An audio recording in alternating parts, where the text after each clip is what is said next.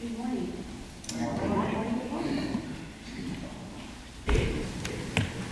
Am I on now? There we go. All right, we're starting with the quiz first today. You good Seventh-day Adventists, what's the one thing we're going to take with us to heaven? Our character. Woohoo! All right. So we know these great quotes where Ellen White says, "A character formed according to the divine likeness is the only treasure that we can take from this world to the next." And then she shares with us that mental ability and genius are not character. Oops. Reputation is not character. The character is a quality of the soul revealing itself in the conduct. So, second question for your quiz. What in the world does character have to do with our health? Ooh, okay, before this is done, you will know. I was looking for inspiration for this talk and rereading Healthful Living, and I came across this quote: "The health should be as sacredly guarded as the character." That was sort of an aha moment to me. I mean, you know, as the health leader, health is my number one passion, but I never thought of it as being as important as our character. Is that a new thought for you? So I went in search of some other elaboration, because Healthful Living is just little snippets of things Ellen White has said put together. So I did some research to try to see what else she would say about that and why she would put those two together. And she says this in Counsels on Health: "Life is a gift of God.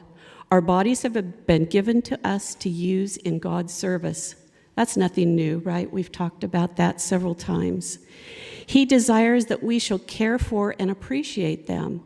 We are possessed of physical as well as mental faculties.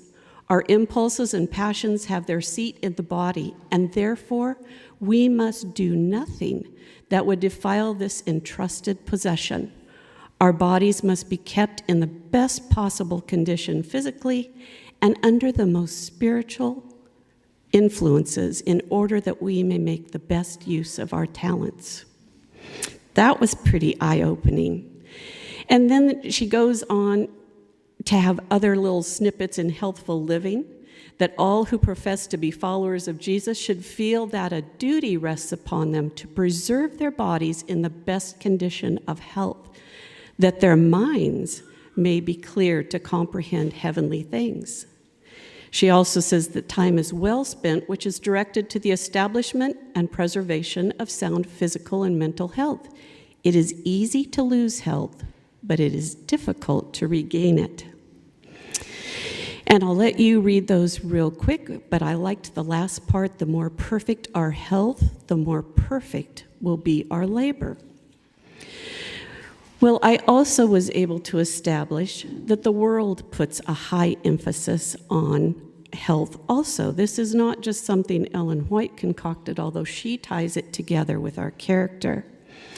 And I know that this is really hard to see, but I wanted to share this with you because a group surveyed over 600,000 people in 180 different countries around the world as to the importance of different qualities for life. What would make a good life? They looked at safety, housing, jobs, income, work-life balance, life satisfaction, health, education, governance, community, and environment. And if you look at that brightest green, that is health. Those countries listed health as their number one priority. You will notice that the USA did not put that as their number one priority. What do you think that yellowy is? Life satisfaction. But you know what? I'd like to ask all those fellow Americans, how much life satisfaction do you actually get if you are sick? Something to consider. Well, many famous people have talked about health. Now, this man, that's not a picture of him, by the way, but Stephen Adler is not necessarily somebody I would usually quote in church. In fact, I had to look up who he was because he's not a good man. He learned the hard way this quote, "You can have all the riches and success in the world, but if you don't have your health, you have nothing." Well, he learned this by suffering 28 overdoses, 3 botched suicides, 2 heart attacks, a couple of jail stints, and a debilitating stroke. All right, so maybe not the wisest man, but he certainly came to the wisest decision, right? Let's look at some more reputable people. "The greatest wealth is health," said Virgil.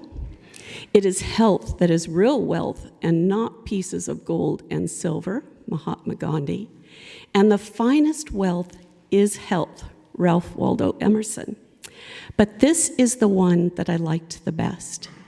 "When wealth is lost, nothing is lost. When health is lost, something is lost. And when character is lost, all is lost." Does it sound like you read Ellen White's quote, "The health should be as sacredly guarded as the character"? Well, so how is your health? I'll close with this one parting one and the beautiful picture. Don't you love that? "A pure, healthy life is most favorable for the perfection of Christian character and for the development of the powers of mind and body." So I'm praying not only for our church's health now, but our character and our health, and I hope you'll join me in that. Have a good Sabbath.